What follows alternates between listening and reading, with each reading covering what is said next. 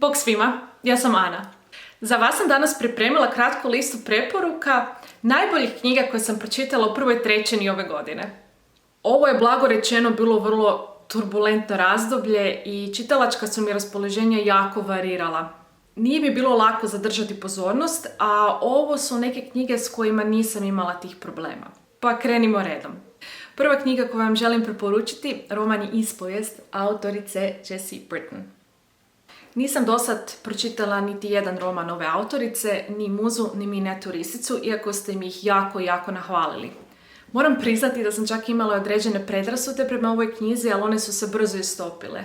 Brzo sam shvatila da Jessie ima tu nekakvu super moć da se uvuče umove žena različitih dobnih skupina. Naime, mi nismo iste žene u našim 20-ima, 30-ima ili 60-ima. To što mi mislimo da smo jednako zaigrane, odvažne, seksualne, hrabre u svim tim razdobljima, jedna je sasvim druga priča. Uz to ovaj roman ima jako lijep stil pisanja, zanimljivu priču, a i ta nesretna dvostruka pripovjedna linija je jako dobro uspjela. Ipak, najviše me oduševilo to s koliko je razumijevanja autorica opisala hrabre žene koje su do svoje hrabrosti stigle postupno, malim koracima i u različitim životnim razdobljima. Sljedeća knjiga koju bih vam preporučila roman je Volgina djeca, autorice Guzel Jahine. Volgina djeca raskošan je roman i zaista nije za usputno čitanje. Zahtijeva koncentraciju, ali onako baš silno nagrađuje. Priča prati nekolicinu likova koji su pripadnici njemačke manjine u Rusiji u prvoj polovici 20. stoljeća. Oni žive uz veličanstvenu, velebnu, mističnu rijeku Volgu, a ta Volga do kraja knjige nekako postaje i lik sam za sebe. Jahina piše prekrasno, elokventno, bogato i s jasnim političkim stajalištima koje je organski uvezla u priču. No prije svega ovo je priča o prekrasnim likovima outsiderima, o likovima u koje sam se iskreno zaljubila. Ne znam za vas, ali meni je najljepše kada se zaljubim upravo u likove. Sljedeći roman koji bih vam preporučila bih vam u dva oblika.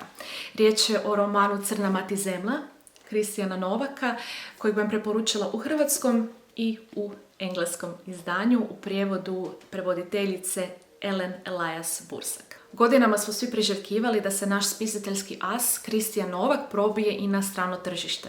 No znali smo da to nije nimalo lak zadatak s obzirom na to da se autorovo stvaralaštvo jako oslanja na međimurski dijalekt. Ellen Elias Bursak prihvatila se ovo nimalo lakog zadatka prevođenja romana Crna mati zemlja. Iskreno razvalila je. Kristijan je čudo, Ellen je čudo.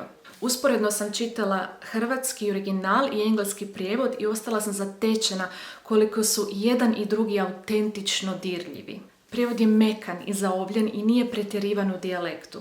I zapravo jako dobar izbor za domaću publiku koja se dobro snalazi u engleskom jeziku, ali možda ne tako dobro i u međimurskom dijalektu.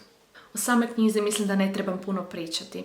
Riječ je o mračnom i atmosferičnom štivu, o dječaku koji se svojim sjećanjima vraća u djetinjstvo u jednom malom međimurskom selu početkom 90-ih.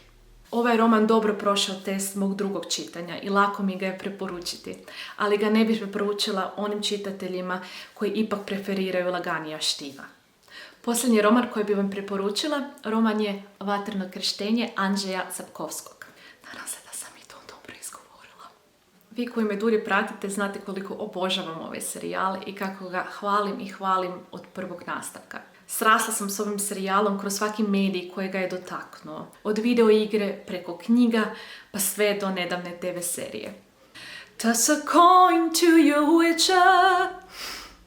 Dugo smo čekali na prijevod ovog serijala i strpljenje se zaista isplatilo. Izdanje je izvrsno. Romani izlaze brzo jedan iza drugoga, a prijevod je fenomenalan. Ako ste mislili uzeti engleski prijevod umjesto hrvatskog, nemojte. Prevoditelj Mladen Martić stari je prevoditeljski vuk koji ovaj serijal ima tako reći pod prstima. Naglasio je tu srodnost hrvatskog i poljskog jezika i hrvatsko izdanje puno bolje od engleske koja je tek odrađena. Vatreno krštenje je nastavak koji mi se do sad najviše svidio od kad je romana. Isprva je spor i strpljiv, čak i repetativan, ali s vremenom razvije ono u čemu je Sapkowski najbolji, a to je spajanje samotnjaških likova u zajednice, u družine, čak i u obitelji koje su zajedno jače nego što su likovi sami za sebe. Dijalozi opet pršte, puno je tu humora, a ovo je neke nove likove koji su mi se zaista svidjeli. To bi bilo to. 4 knjige za 4 raspoloženja. Svoje dojmove o ovim knjigama možete napisati u komentarima, a bila bih vam jako zahvalna ako biste zapratili kanal. Hvala vam na pozornosti. Vidimo se sljedeći put. Pozdrav knjigoljupci!